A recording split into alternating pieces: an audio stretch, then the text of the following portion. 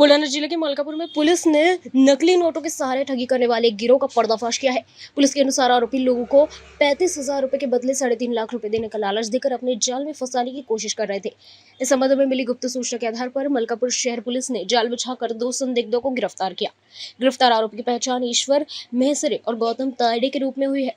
तलाशी के दौरान उनके पास से चिल्ड्रंस बैंक ऑफ इंडिया लिखी 500 रुपए मूल्य की 699 नकली नोटें बरामद हुई। इसके अलावा एक मोटरसाइकिल और 4 मोबाइल फोन भी जब्त किए गए।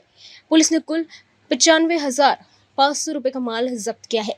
अब इस गिरोह से जुड़े अन्य लोगों की तलाश और मामले की विस्तृत जांच की जा रही है।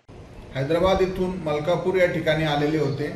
त्यांची डीबी पथकाने विचारपूस केली तर त्यांनी इंस्टाग्रामवरून काही व्हिडिओ बघून 35,000च्या बदल्यात 3,50,000 रुपये मिळतात अशा प्रकारचे रील त्यांनी पाहिलेली होती।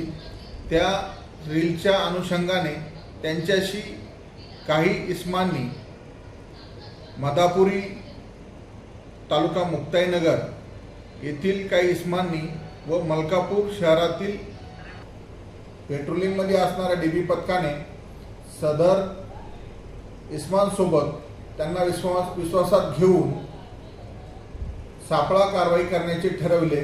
त्याप्रमाणे सापळा रचून त्यांना पकडण्यात आलेले आहे। सदर इस्मांचे नाव ईश्वर अशोक मेसरे, वय 34 वर्ष, राहणार नरवेल, तालुका मलकापूर, हल्ली मुक्काम यशोदान कॉलनी मलकापूर, तालुका मलकापूर, जिल्हा बुलढाणा।